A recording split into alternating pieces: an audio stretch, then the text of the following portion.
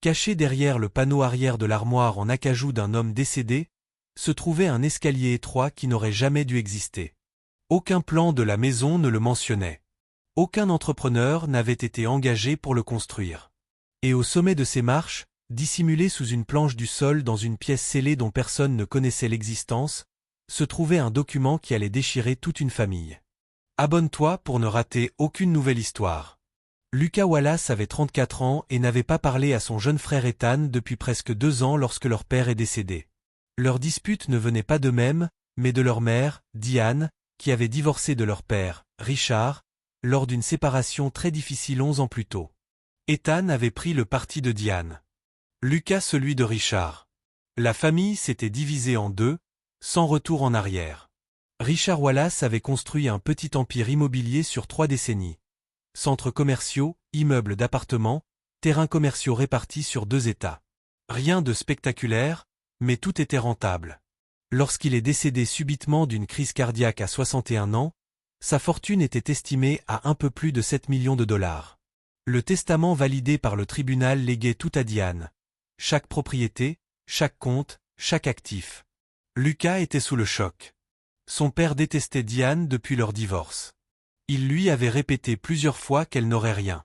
Pourtant, le document était signé, certifié et juridiquement solide.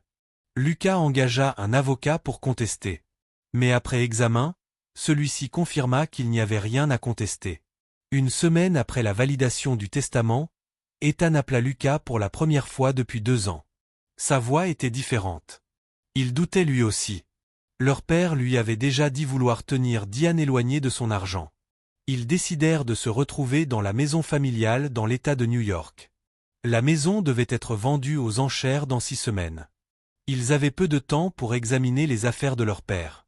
Après avoir fouillé presque toute la maison sans rien trouver, ils arrivèrent au dernier endroit, un salon sombre avec des murs en bois. Là se trouvait une immense armoire en acajou, presque monumentale. Mais elle était étrangement lourde. En inspectant l'arrière, Lucas découvrit un petit loquet caché. Lorsqu'il appuya dessus, le panneau s'ouvrit silencieusement, révélant un passage secret. Derrière, un escalier. Ils montèrent prudemment et découvrirent une pièce cachée, jamais mentionnée nulle part. À l'intérieur, un bureau, une machine à écrire, et une photo d'2 enfants avec leur père. C'était une pièce secrète que leur père avait construite. En fouillant, Ethan trouva une enveloppe différente. À l'intérieur, des lettres que leur père avait écrites sans jamais les envoyer. Dans la lettre, Richard expliquait qu'il craignait que Diane tente de manipuler le testament. Il disait ne pas faire confiance au système juridique pour protéger ses volontés. Ethan trouva ensuite une instruction, regardez sous le sol. Sous une planche, ils découvrirent un document soigneusement emballé. Un testament manuscrit. Daté de seulement 4 jours avant la mort de leur père. Ce document léguait tout aux 2 frères, à parts égales, en excluant clairement leur mère. Avec des témoins. Une certification officielle. Tout était valide. L'avocat confirma rapidement, le premier testament était presque certainement falsifié. Les frères engagèrent une action en justice. Une analyse d'écriture confirma que la signature sur le testament officiel n'était pas authentique. Le tribunal annula le premier testament. Lucas et Ethan furent reconnus comme seuls héritiers. Diane fut accusée de fraude et de falsification. Elle accepta la décision de justice et fut condamnée à une peine suivie d'une mise sous surveillance. Après tout cela, Lucas conserva la photo trouvée dans la pièce secrète. L'armoire fut vendue aux enchères. L'escalier caché fut définitivement condamné par les nouveaux propriétaires. Ethan ne reparla plus jamais à sa mère.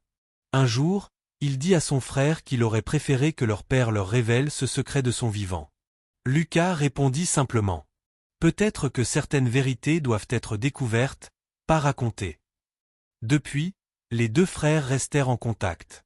Car ce que leur père avait vraiment laissé derrière lui, ce n'était pas seulement un testament.